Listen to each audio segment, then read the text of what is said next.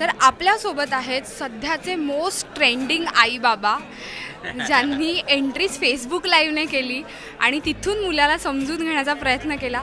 कसे आहेत हे आई बाबा, किती कूल आहेत हे आई बाबा? खरं खूप कूल आहेत.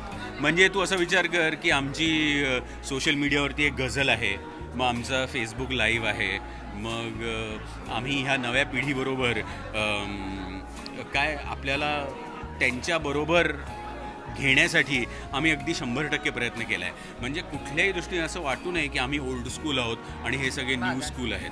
म्हणजे आम्ही वी हॅव ॲक्च्युली, आणि मला खरं तर हे रिअलाईज झालं आहे की if you are not on social media you nowhere, हे खरं तर आम्ही शिकलो आहे.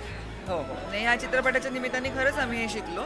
आणि मला असं वाटतं की एरवीच्या जीवनात जसे आम्ही आहोत की जरा कूल पेरेंट्स कॅटेगरीमधले आम्ही लोक आहोत, तर तसंच इथे पण तसेच आहोत आम्ही. आणि त्याच्यामुळे मजा आहे त्याची आम्हाला फारच.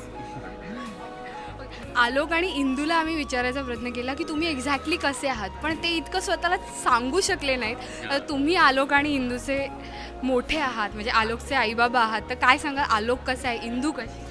हा, आता ते त्याच्यासारखं आहे. एखाद्या आईवडिलांना विचारायचं की तुमचा मुलगा कसा आहे, त्याची उत्तर बहुतेक जी अपेक्षित असतात तीच येतात. पण आमच्या सिनेमातला जो आलोक आहे तो खरं तर हुशार आहे आणि चांगला मुलगा आहे.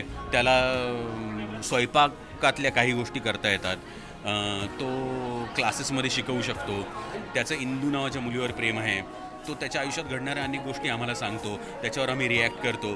अशा अनेक गोष्टी ह्या सिनेमामध्ये आहेत. आता त्याची डिटेल्स मी सांगू शकत नाही, म्हणजे तू असा गनिमी कावा करू नकोस की आम्हाला त्यांच्याबद्दल विचारता विचारता गोष्ट विचारली आहेस, तर तसं नाही.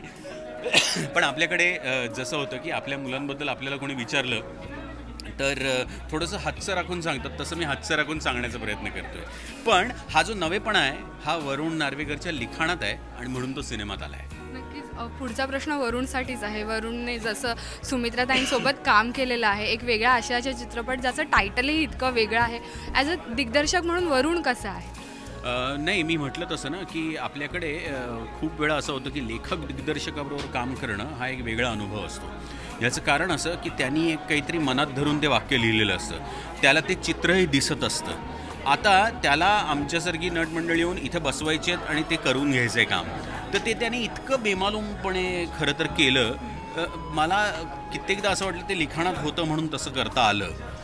मला माहीत नाही, तुला काय वाटलं होतं? नाही, मला नेहमीच असं वाटतं की प्रत्येक वेळेला असं होतं की लेखक आणि दिग्दर्शक वेगळे असले की कधी कधी थोडासा कॉन्फ्लिक्ट असतो त्याच्यामध्ये. तो इथे अजिबातच टाळला गेला. त्याच्यामुळे ज्याला आपण एकजिन्सी म्हणतो ना, की जसा त्यांनी विचार केला आहे तसं त्यांनी ते करवून घेतलं आहे, तसंच त्याला ते दिसलं आहे. आणि सगळ्यात त्याची हातोटी मला हे वाटते की त्याला जसं ते दिसतं तसं तो आम्हाला दाखवू शकतो की हे असं असं आहे हा डोक्यात.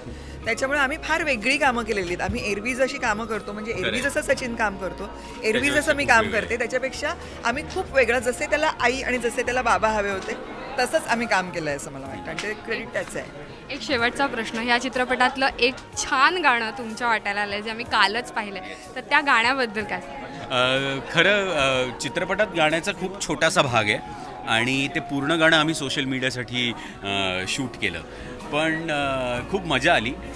त्याचं कारण असं की एकतर ते सिंक नव्हतं, म्हणजे गाणं बॅकग्राऊंडला आहे आणि त्या काहीतरी मोमेंट्स होत्या ज्या छोट्या छोट्या गोष्टी आपण म्हणतो की तसं गाणं उभं राहत नाही, पण आमच्या दृष्टीने ते फार नॉस्टॅल्जिया हा जो भाग आहे तो त्या गाण्यात इतका मस्त आला आहे की ते करायलाही खूप गंमत वाटली होती. आणि त्याची ट्रीटमेंट एवढी वेगळी होती ना की असं मुशी मुशी आणि प्रेम प्रेम डोळ्यात डोळे घालून बसलेत अशा पद्धतीचं काहीच नव्हतं. की म्हणजे वयाच्या ह्या टप्प्यावरती ज्या पद्धतीचं प्रेम परिपक्व होऊन खरंच जो तो मुरांबा झालेला असतो ना, तो गोडवा त्या गाण्यात आहे. त्याच्यामुळे मला वाटतं म्हणून ते इतकं सगळ्या लोकांना ते भावतंय गाणं.